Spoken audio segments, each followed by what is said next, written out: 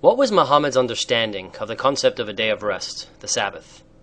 We have repeatedly and unerringly shown and proven that Muhammad's understanding of biblical concepts and precepts was extremely superficial and beyond his limited intellect, since he was unlearned of previous revelations, although literate.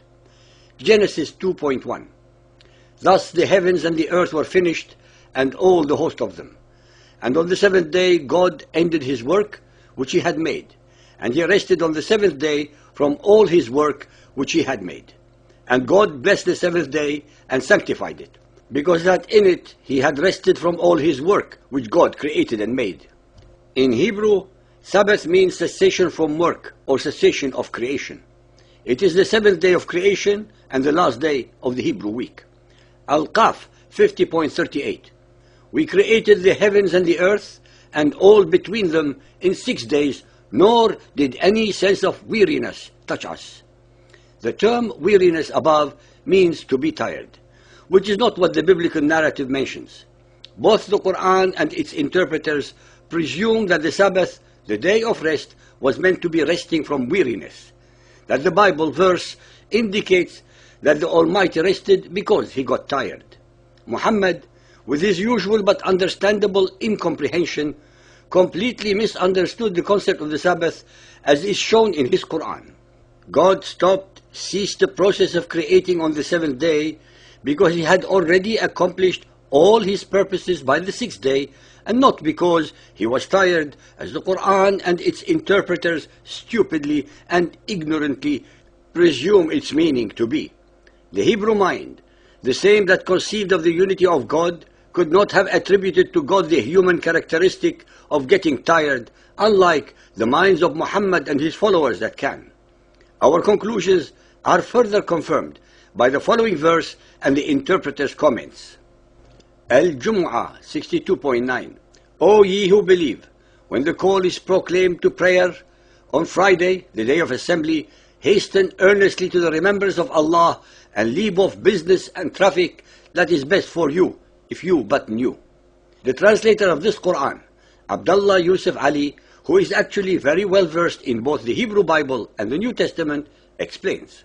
The idea behind the Muslim weekly day of assembly is different from that of the Jewish Sabbath Saturday or the Christian Sunday.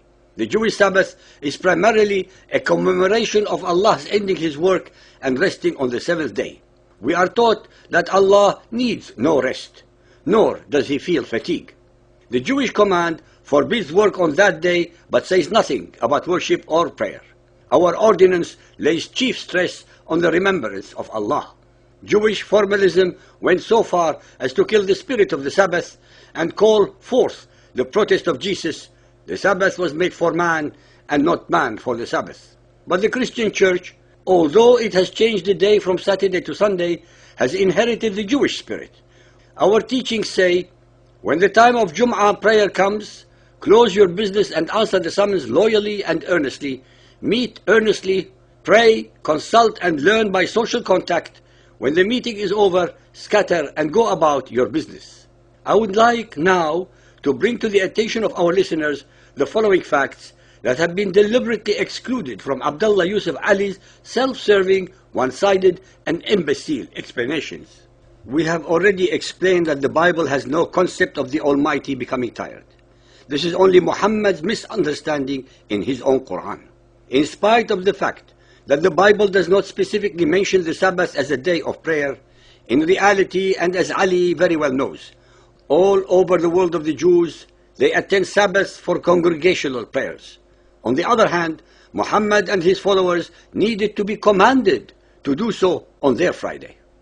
While the followers of Muhammad attend their mosques once a week for congregational prayers in remembrance of Allah, as Ali so proudly indicates, all religious Jews attend their synagogues every single day in remembrance of God.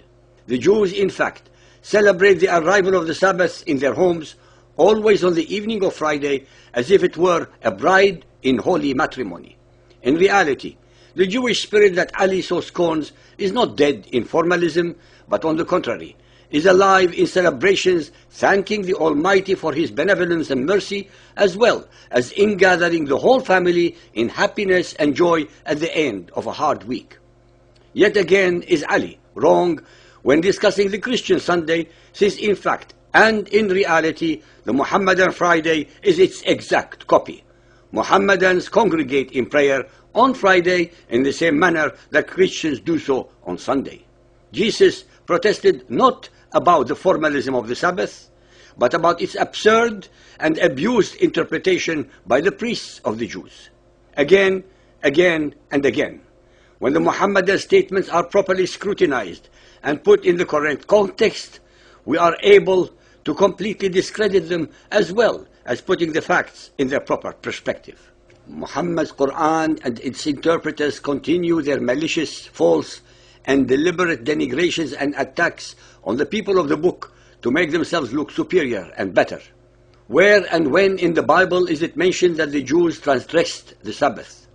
After all, the Jews and Judaized Arab tribes were the only ones on the face of the earth at the time of Muhammad who actually kept the Sabbath. Where did Muhammad get his information from? Why would the angel Gabriel falsify history and religion by giving totally untrue information to Muhammad? Which town were they commanded to enter with humility? Which Sabbath transgression is the Quran pointing to?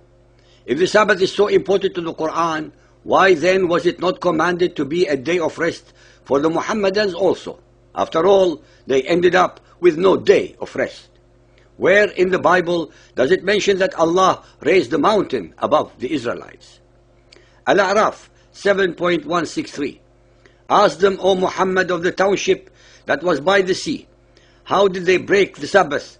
How their big fish came unto them visibly upon their Sabbath day, and on a day when they did not keep the Sabbath came they not unto them. The same Quran of Muhammad that does not believe in the sanctity of the Sabbath as a day of rest for the Israelites has a totally fabricated and meaningless story allegedly describing what Allah did to those among them who had broken the Sabbath. We are very confused.